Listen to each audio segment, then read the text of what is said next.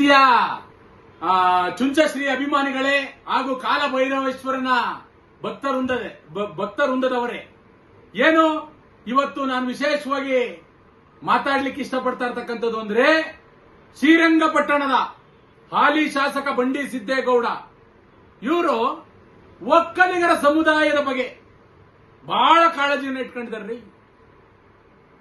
ಅಂದ್ರೆ ಅಭಿವೃದ್ಧಿ ಶೂನ್ಯ, 0 ಅಭಿವೃದ್ಧಿ ಕೆಲಸನೇ ಮಾಡಿಲ್ಲ. ಅಥವಾ ಒಂದು ಸಮುದಾಯಕ್ಕೆ ಏನಾದ್ರು ಅಂದ್ರೆ ಒಕ್ಕಲಿಗರ ಸಮುದಾಯಕ್ಕೆ ಏನಾದ್ರು ಶ್ರೀರಂಗಪಟ್ಟಣದಲ್ಲಿ ವಿಶೇಷವಾಗಿ ಸ್ಥಾನಮಾನ ಕೊಡಿಸಿದ್ಯೇನಪ್ಪ, ಅಥವಾ ವಿಶೇಷವಾಗಿ ಏನಾದ್ರು ಕಟ್ಟಿದ್ಯೇನಪ್ಪ, ಇಲ್ಲ ನಾಡಪ್ರಭು ಕೆಂಪೇಗೌಡರ ಪ್ರತಿಮೆ ಏನಾದ್ರು ಇಟ್ಟಿದ್ಯೇನಪ್ಪ, ಅಥವಾ ನಾಡಪ್ರಭು ಕೆಂಪೇಗೌಡರ ಭವನ ಏನಾದ್ರು ಕಟ್ಟಿದ್ಯೇನಪ್ಪ, ಅಥವಾ ವಿಧಾನಸೌಧ ಕಟ್ಟಿಸಂತ ಪುಣ್ಯಾತ್ಮ ಕೆಂಗಲ್ ಹನುಮಂತಯ್ಯನವ್ರದ್ದು ಏನಾದ್ರು ಪ್ರತಿಮೆ ಇಟ್ಟಿದ್ಯೇನಪ್ಪ, ಇದ್ಯಾವುದನ್ನೂ ಮಾಡದ ಯೋಗ್ಯತೆನೇ ಇಲ್ಲದ ಒಬ್ಬ ಹಾಲಿ ಶಾಸಕ ಬಂಡಿ ಸಿದ್ದೇಗೌಡ ಇವ್ರು ಹೇಳ್ತಾರೆ, ನಮ್ಮ ಶ್ರೀ ಶ್ರೀ ಶ್ರೀ ಡಾಕ್ಟರ್ ಬಾಲಗಂಗಾಧರನಾಥ ಮಹಾಸ್ವಾಮೀಜಿಗಳ ದಿವ್ಯ ಆಶೀರ್ವಾದದೊಂದಿಗೆ ಅವರು ಕೊಟ್ಟಂತ ನಮಗೆ ಪ್ರೀತಿಯ ಕಾಣಿಕೆ ಡಾಕ್ಟರ್ ನಿರ್ಮಲಾನಂದನಾಥ ಮಹಾಸ್ವಾಮೀಜಿಗಳು. ಅವರು ಸರಿದಾರಿಲಿ ಹೋಗ್ತಾ ಇಲ್ವಂತೆ. ಪ್ರಪಂಚದ ಇತಿಹಾಸದಲ್ಲಿ ಅದರಲ್ಲೂ ಭಾರತವನ್ನ ಬಿಟ್ಟು ಹೊರಗಡೆ ಯಾವುದಾದ್ರೂ ಒಂದು ಸಂಸ್ಥೆ ಕಟ್ಟಿದ್ದಾರೆ ಅಂದ್ರೆ ಅದು ನಮ್ಮ ಹೆಮ್ಮೆಯ ಒಕ್ಕಲಿಗ ಸಮುದಾಯ. ಒಕ್ಕಲಿಗ ಸಮುದಾಯ ಅರ್ಥ ಮಾಡ್ಕೋಬೇಕು. ಹೊರಗಡೆ ಹೋಗಿ ಒಂದು ಸಮುದಾಯ ಕಟ್ಟೋದು ಬಹಳ ಸಣ್ಣ ಕೆಲಸ ಅಲ್ಲ. ನೀನಿರೋ ಶ್ರೀರಂಗಪಟ್ಟಣದಲ್ಲೇ ಅಭಿವೃದ್ಧಿ ಮಾಡಲಿಕ್ಕೆ 100 ಸಲ ಯೋಚನೆ ಮಾಡ್ತೀಯ. ಕೋಟ್ಯಾಂತರ ಜನ ಊಟ ಮಾಡ್ತಾ ಇದ್ದಾರೆ, ಕೋಟ್ಯಾಂತರ ಜನ ಅನ್ನ ದಾಸೋಹ, ಕೋಟ್ಯಾಂತರ ಜನಕ್ಕೆ ಶಿಕ್ಷಣ ದಾಸೋಹ, ಅಕ್ಷರ ದಾಸೋಹ, ಪುಣ್ಯದ ಕೆಲಸ ಪುಣ್ಯಾತ್ಮರು ಮಾಡ್ತಾ ಇದ್ದಾರೆ. ನಿನ್ನ ಕೈಲಾದ್ರೆ ಅವರ ಜೊತೆಲಿ ನಿಲ್ಲು. ನಿನಗೆ ಆ ಯೋಗ್ಯತೆ ಇಲ್ವಾ? ಬಾಯಿ ಮುಚ್ಕೊಂಡಿರು. ಅದನ್ನ ಬಿಟ್ಟು ಬಾಲಗಂಗಾಧರನಾಥ ಸ್ವಾಮೀಜಿಗಳು ಅಷ್ಟು ಇಲ್ಲದೆ ಎಲ್ಲಾ ಬುದ್ಧಿವಂತಿಕೆ. ನಾನು ಬಹಳ ಹತ್ರದಿಂದ ನೋಡಿದ್ದೇನೆ ನಿರ್ಮಲಾನಂದನಾಥ ಸ್ವಾಮೀಜಿಗಳನ್ನ. ದಿನನಿತ್ಯ ಬೆಳಗ್ಗೆ ಎದ್ರೆ ಯಾರ ಕೈಲೂ ಕೂಡ ಏಳಿಸ್ಕೊಳ್ಳದೆ ಅವರ ದಿನನಿತ್ಯ ಕೆಲಸ ಏನ್ರಿ, ವಿದ್ಯಾ ಸಂಸ್ಥೆಯನ್ನ ಬೆಳೆಸ್ತಾ ಇದಾರಲ್ಲ ಅವರು. ನಮ್ಮ 2 ಕಣ್ಣುಗಳು ಸಾಲಲ್ಲ, ಅಷ್ಟು ದೊಡ್ಡ ಮಟ್ಟಕ್ಕೆ ವಿದ್ಯಾಸಂಸ್ಥೆಯನ್ನ ಬೆಳೆಸ್ತಾ ಇದ್ದಾರೆ. ಆಮೇಲೆ ಅವರ ಪ್ರವಚನವನ್ನ ಕೇಳಬೇಕು. ಬಂಡಿ ಸಿದ್ದೇಗೌಡ್ರೆ ನಿಮ್ಗೆ ಹೇಳ್ತಾ ಇದ್ದೀನಿ, ಒಂದು ಬಾರಿ ಅವರ ಪ್ರವಚನವನ್ನ ಕೇಳಿ. ನಿಮ್ಗೆ ಸಮಯ ಸಿಕ್ಕಿದ್ರೆ ಹೋಗಿ ಎಲ್ಲಾನ. ಎಷ್ಟು ಅದ್ಭುತ ರೀ, ಎದ್ದು ಹೋಗ್ಲಿಕ್ಕೆ ಮನ್ಸು ಬರಲ್ಲ ರೀ. ಅಷ್ಟು ಅದ್ಭುತವಾಗಿ ಪ್ರವಚನವನ್ನ ಕೊಡ್ತಾರೆ.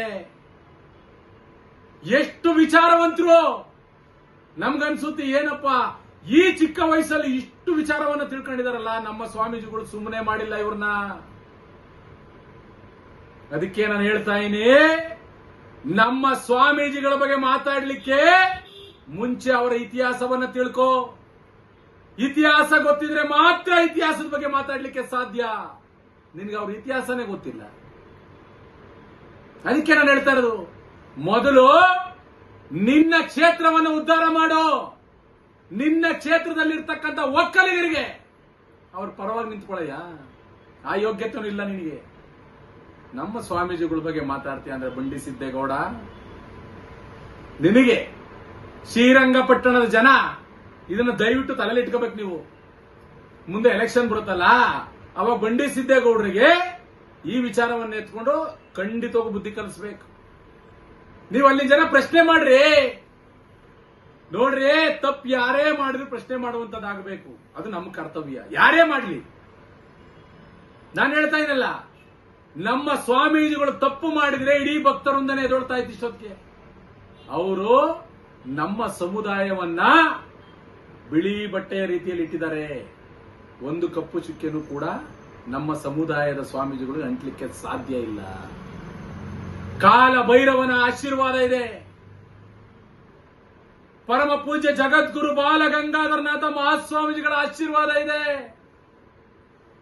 ನಿನ್ನ ಅರಕಲು ಬಾಯಿ, ನಿನ್ನ ಮಾತಿನ ತೀಟ ತೀರಿಸ್ಕೊಳ್ಳಿಕ್ಕೋಸ್ಕರ, ನಿನ್ನ ಬಾಯಿ ಚಪ್ಪಲಿಕ್ಕೆ ಬೇರೆ ಏನನ್ನ ಇದ್ರೆ ಮಾತಾಡಯ್ಯ. ಅದನ್ನು ಬಿಟ್ಬಿಟ್ಟು ನಮ್ಮ ಸ್ವಾಮೀಜಿಗಳು ಹೋಗ್ತಾ ಇರೋ ದಾರಿ ಸರಿ ಇಲ್ಲ. ಈಗ ನೋಡಿದ್ರೆ ವಿಷಾದ ವ್ಯಕ್ತಪಡಿಸ್ತೇನೆ, ಕ್ಷಮೆ ಕೇಳ್ತೇನೆ. ಒಂದು ವೇಳೆ ನಾನು ಪಬ್ಲಿಕ್ ಟಿವಿಯನ್ನು ನೋಡ್ಕೊಂಡ್ ಬಂದೆ, ಒಂದು ವೇಳೆ ಕ್ಷಮೆ ಕೇಳದೆ ಹೋಗಿದ್ರೆ ನನ್ನ ಜೊತೆಯಲ್ಲಿ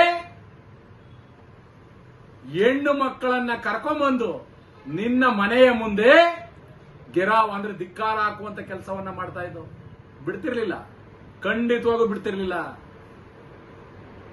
ನಿಮ್ಗೆ ಯಾವ ನೈತಿಕತೆ ಇದೆ ನಮ್ಮ ಸ್ವಾಮೀಜಿ ಬಗ್ಗೆ ಮಾತಾಡ್ಲಿಕ್ಕೆ? ನಿನ್ನಿಂದ ನಮ್ಮ ಸಮುದಾಯಕ್ಕೆ ಏನು ಕೊಡುಗೆ ಅದನ್ನ ತೋರಿಸ್ಬೇಕು.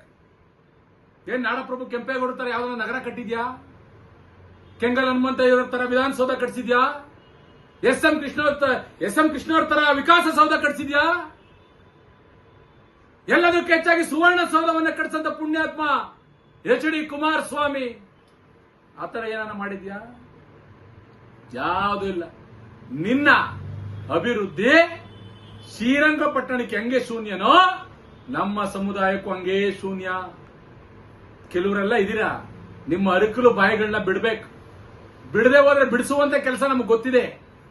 ಕೆಲವು ದೇವ್ರಿಗೆ ಎಲ್ಲಾ ದೇವರು ಮೊಸರನ್ನ ತಿನ್ನಲ್ಲ, ಕೆಲವು ದೇವ್ರು ಮರಿ ಹೊಡಿಬೇಕಾಗುತ್ತೆ. ಆ ಕೆಲಸನೂ ನಾವು ಮಾಡ್ತೀವಿ. ನಾವ್ ಯಾರಿಗೂ ಎದುರ ಮಕ್ಕಳಲ್ಲ. ಯಾಕಂದ್ರೆ ಅಪ್ಪಟ ಕೆಂಪೇಗೌಡರ ಅಭಿಮಾನಿಗಳು ನಾವೆಲ್ಲ.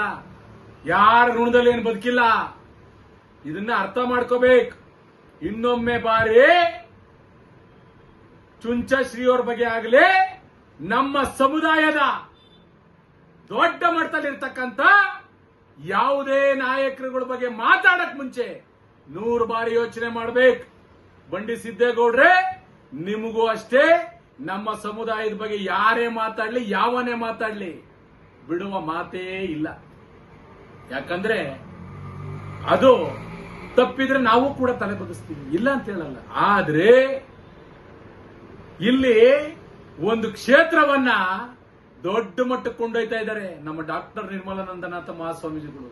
ಅದಕ್ಕೆ ಹೇಳಿದ್ದಯ್ಯ, ನೀನು ಪಾವನ ಆಗ್ಬೇಕಾದ್ರೆ, ನಿನ್ನ ಮನಸ್ಸು ಪರಿಶುದ್ಧ ಆಗ್ಬೇಕಾದ್ರೆ, ಪರಿಪಕ್ವವಾಗಬೇಕಾದ್ರೆ, ಅಣ್ಣವ್ರು ಹೇಳಿದಾರಲ್ಲ, ಭಕ್ತ ಕುಂಬಾರದ ಒಂದು ಹಾಡು ಇಷ್ಟು ಚೆನ್ನಾಗಿ ಹೇಳಿದ್ದಾರೆ.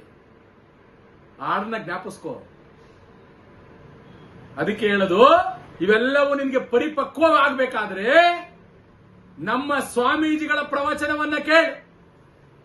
ನೀನು ಅವಾಗ ಪರಿಪಕ್ವ ಆಗೋಗ್ತೀಯ. ಅಲ್ಲೇ ಕಾಲು ಹಿಡ್ಕೊಂಡ್ಬಿಡ್ತೀಯ ಬೇಕಾದ್ರೆ ನೀನು.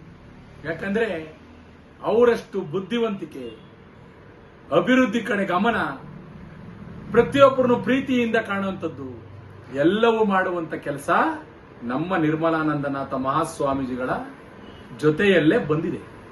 ಅದೇನು ಯಾರು ಹೇಳ್ಕೊಡ್ಬೇಕಾಗಿಲ್ಲ, ನಿಮ್ಮಿಂದ ಅವ್ರು ತಿದ್ಕೋಬೇಕಾಗಿಲ್ಲ. ನೀನ್ ತಿದ್ಕೋ ಫಸ್ಟ್ ನೀನು ನಿನ್ನ ಜನಕ್ಕೆ ಏನು ಮಾಡ್ತಾ ಇದ್ದೇನೆ ಅಂತ ತಿದ್ಕೋ. ಶ್ರೀರಂಗಪಟ್ಟಣದ ಎಲ್ಲ ಅಲ್ಲಿರ್ತಕ್ಕಂಥ ಎಲ್ಲ ಮತದಾರರೇ, ನಾನು ನಿಮ್ ಕೈ ಮುಗಿದು ವಿನಂತಿಯನ್ನ ಮಾಡ್ತೀನಿ. ಮುಂದಿನ ದಿನಗಳಲ್ಲಿ ಈ ಬಂಡಿ ಸಿದ್ದೇಗೌಡ ಒಂದು ಒಳ್ಳೆ ಉತ್ತರವನ್ನ ನೀವು ಕೊಡಬೇಕು, ಕಲಿಸ್ಬೇಕ್ರಿ ಇಂಥವ್ರಿಗೆಲ್ಲ ಬುದ್ಧಿ. ಬಾಯಿ ಚಪ್ಪಲಿಕ್ಕೆ ಹೆಂಗೆಂಗೋ ಏನೇನೋ ಮಾತಾಡ್ಬಿಡೋದಲ್ಲ. ಯಾರಾದ್ರೆ ತಪ್ಪು ಮಾಡೋ ಪ್ರಶ್ನೆ ಮಾಡ್ರಿ. ಏನ್ ಬಂಡಿ ಸಿದ್ದೇಗೌಡ ಬ್ಯಾಲಿಂದ ಇಳಿದ್ಬಿಟ್ಟವನ? ಇಲ್ಲ ತಾನೆ. ನಮ್ಮಂಗೆ ಅವನು ಕೂಡ ಮನುಷ್ಯ. ಅಧಿಕಾರ, ಹಣ ಇರ್ಬೋದು, ಮ್ಯಾಲ್ ಕೂತಿರ್ಬೋದು, ಅಷ್ಟೇ ನಾವು ಕೆಳಗಡೆ ಇರ್ಬೋದು. ಆದ್ರೆ ಎಲ್ಲವೂ ಭಗವಂತನ ಹತ್ರ ಒಂದೇ. ಯಾರು ತಪ್ಪು ಮಾಡಿರ್ತಾರೆ ಭಗವಂತ ನೋಡ್ತಾನೆ, ಶಿಕ್ಷೆ ಕೊಡ್ತಾನೆ. ಆದ್ರೆ ನಾನ್ ಕೇಳ್ಕೊಳ್ಳೋದಿಷ್ಟೇ, ದಯವಿಟ್ಟು ಯಾರೇ ಆಗಲಿ ಇತಿಹಾಸ ಗೊತ್ತಿದ್ರೆ ಮಾತ್ರ ಇತಿಹಾಸದ ಬಗ್ಗೆ ಮಾತಾಡಿ. ಹಾಗೆ ನಮ್ಮ ಸಮುದಾಯದ ಸ್ವಾಮೀಜಿಗಳ ಬಗ್ಗೆ ನಿಮಗೆ ಸಂಪೂರ್ಣ ಮಾಹಿತಿ ಇದ್ರೆ ಅವಾಗ ನೀವು ನಿಮ್ಮ ಬಚ್ಚಲು ಬಾಯಿ, ಅರಕಲು ಬಾಯಿಯಿಂದ ಮಾತಾಡಿ. ಆಗ ನಾವು ನೋಡ್ತೀವಿ ಏನೇನ್ ದಾಖಲೆ ಬಿಡುಗಡೆ ಮಾಡ್ತೀವಿ. ನಿನಗೆ ಯಾವುದು ಏನು ಇಲ್ಲ, ನಿನ್ನ ತೇವಲಿಗೆ ನಿನ್ನೆಲ್ಲೂ ಕಾಣಿಸ್ಕೋತಾ ಇಲ್ಲ, ಫೋಟೋ ಕಾಣಿಸ್ಕೊತಾ ಇಲ್ಲ, ನಿನ್ನ ಮಕ ಕಾಣಿಸ್ಕೊತಾ ಇಲ್ಲ, ನಿನ್ನ ಮಾತುಗಳು ಯಾರು ಕೇಳಿಸ್ಕೊತಾ ಇಲ್ಲ ಶ್ರೀರಂಗಪಟ್ಟಣದಲ್ಲಿ ಅಂತ ಹೇಳಿ ನಮ್ಮ ಸ್ವಾಮೀಜಿಗಳನ್ನ ನಿನ್ನ ಬಾಯಿ ಚಪ್ಪಲಿಗೆ ತಗೊಂಡಿದ್ಯಾ. ಆದ್ರೂ ಕ್ಷಮೆ ಕೇಳಿದ್ಯಾ. ಕ್ಷಮೆ ಕೇಳ್ಕೊಂಡಿರೋದಕ್ಕೆ ನಾವು ಕೂಡ ಇಡೀ ಭಕ್ತ ವೃಂದದಿಂದ ಸಮಾಧಾನವಾಗಿದ್ದೇವೆ. ಒಂದು ವೇಳೆ ಕ್ಷಮೆ ಕೇಳದೆ ಹೋಗಿದ್ರೆ ನಿನಗೆ ತಕ್ಕ ಉತ್ತರವನ್ನ ನಾವು ಕೊಡ್ತಿದ್ದೋ ಅಂತ ಹೇಳಿ ನಾನು ಮಾತು ಮುಗಿಸ್ತೀನಿ. ಜೈ ಹಿಂದ್, ಜೈ ಕರ್ನಾಟಕ ಮಾತೆ, ಜೈ ಹುಲಿವೀರಮ್ಮ, ಜೈ ಕೆಂಪೇಗೌಡರು, ಜೈ ಶ್ರೀ ಗುರುದೇವ್.